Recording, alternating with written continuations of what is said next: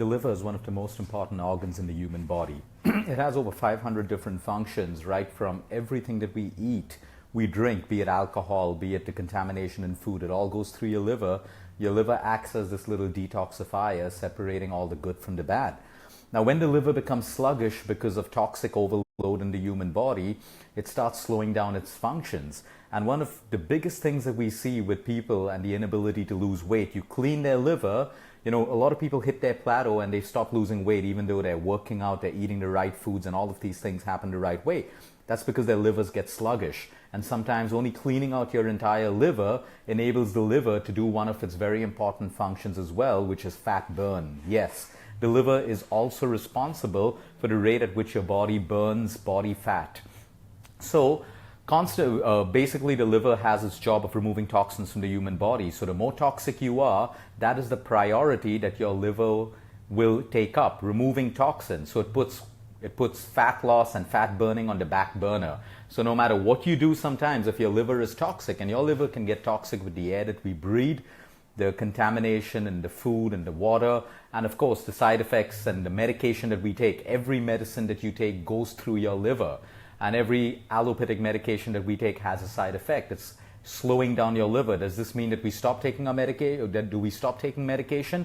Absolutely not. But we have to be aware that every medicine you take has a side effect. And we should be looking and treating those side effects. So, for example, some medications wipe out selenium, zinc, calcium from the human body. Some medications wipe out other vitamins and minerals. So if we're not getting in those vitamins and minerals through our daily diet into our body, again, we have a deficiency. And the deficiency is what causes most problems. Now, coming to a non-alcoholic fatty liver, this is a problem that plagues millions of people across the world. And one would especially find this problem weird in India, when you find that the vegetarian population has almost the most amount of non-alcoholic fatty livers. You'll find that people who don't consume alcohol have fatty livers as well, and it doesn't make sense because, of course, you have alcoholic fatty livers, and we know that's caused because of the overconsumption of alcohol, which destroys the liver and accumulates fat in the liver, and that's why you have a problem. But what about pure vegetarians who don't drink alcohol at all? Why do they have fatty livers? Now, it's important to understand that a fatty liver condition is completely reversible. There are so many people out there who think that they have to be on their medication for life because they're told that you cannot reverse a fatty liver. So let's start by understanding what causes a fatty liver, what we can do to reverse it, and why it's so dangerous in the human body.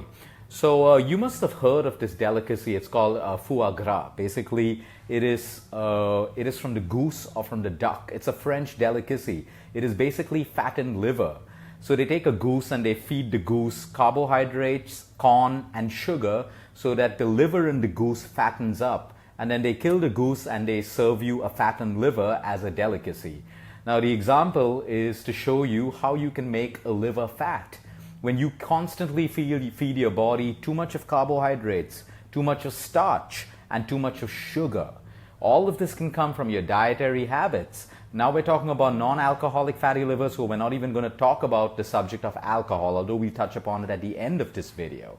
So the cause of non-alcoholic fatty liver, especially amongst vegetarians and people who don't drink alcohol, is purely their diet and their lifestyle. When the cause of a disease is lifestyle and diet, the solution for that disease is also diet and lifestyle. So to cause a liver in an animal to get fatty, you feed the animal starch, corn, and sugar. The very same three things that if we overconsume ourselves, we start getting a fatty liver. So a fatty liver is nothing but a liver that accumulates more and more fat over time. We don't just wake up and find ourselves with a fatty liver. It's happening right now. It's happening every single day with the dietary habits that we choose. Carbohydrates are the main culprits when it comes to a fatty liver. Most people and most advice will be cut down your dietary fat if you have a fatty liver.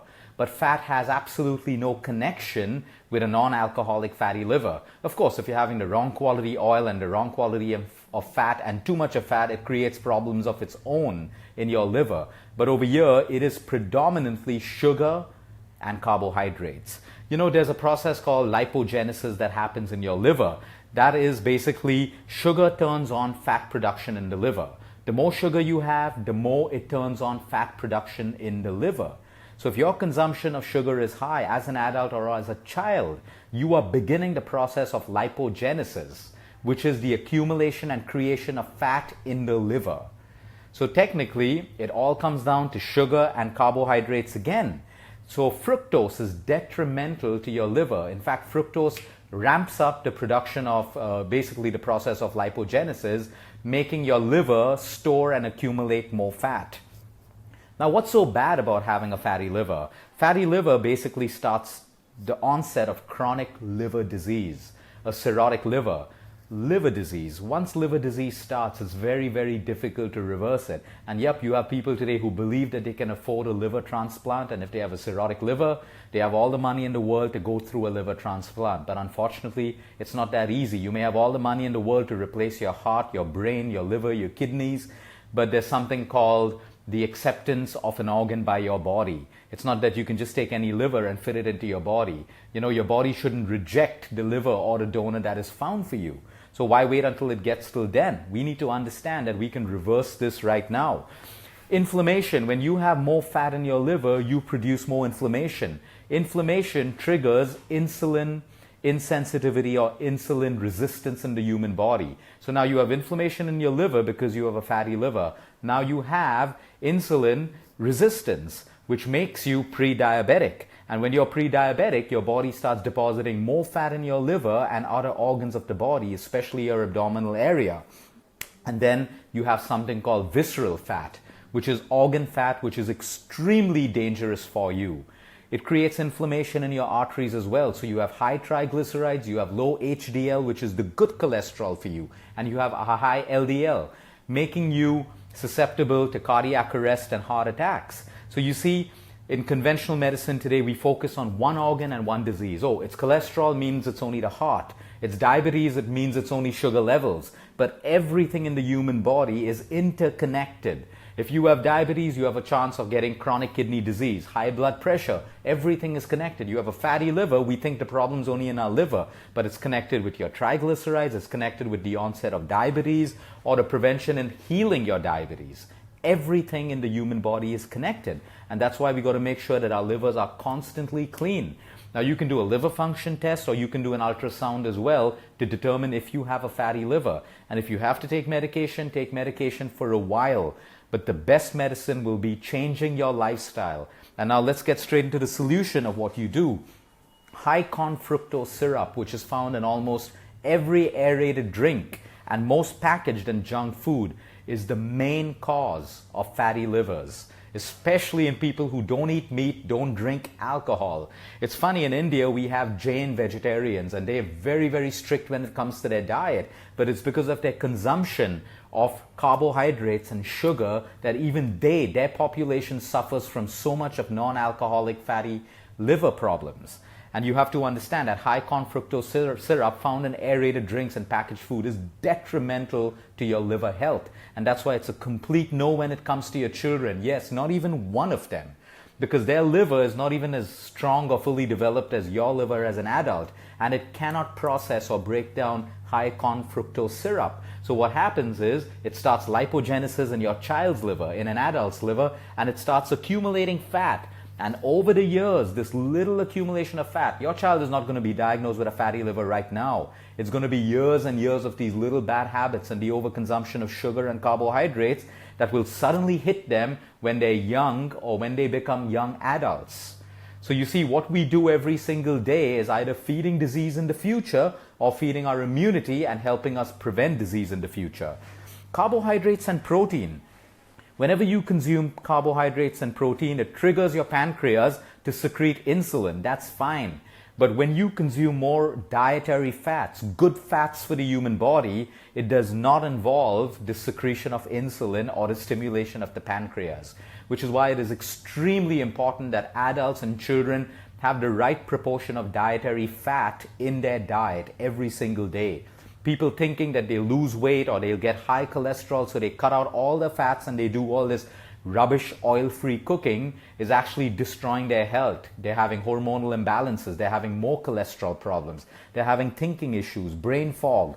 They're having low immunity, and they have fatty livers again. There are good fats and there are bad fats. When you have good fats from sources like walnuts, almonds, nuts, seeds, good oils, unfiltered, cold press oils, like it could be your groundnut oil, which is unfiltered. You could have your mustard oil, your peanut oil, your coconut oil, your pure ghee. All of these, which are not refined, are excellent sources of dietary fat for the human body.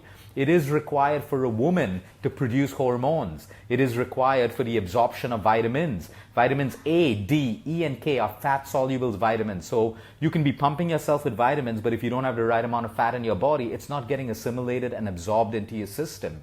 So that's why it comes back to the balanced paradigm of eating food. So make sure that you have more fat, dietary fat going into your system, and lesser carbohydrates, starches, and white sugar. Now, there are good carbs, complex carbs, like all of your vegetables, your lentils. That's fantastic for you. I'm talking about your white bread. I'm talking about your white flour. I'm talking about white refined salt.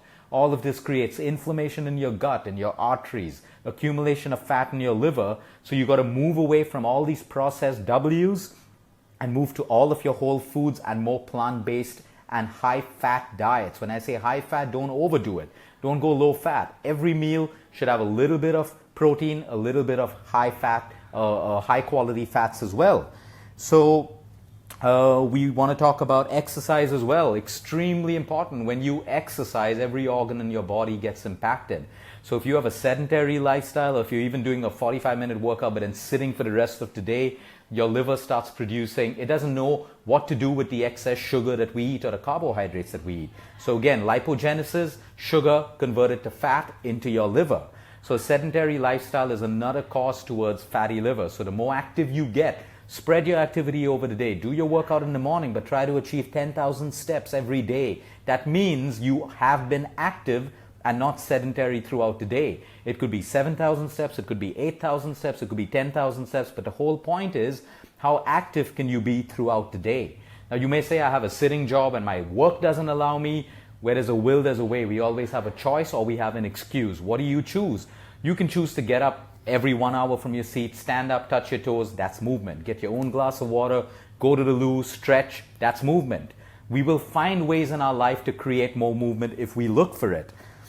When it comes to vitamins, there are fantastic vitamins and supplements that can work with a fatty liver, because we don't want to be dependent on conventional medicine, because conventional medicine is only suppressing the symptom. It is not healing you.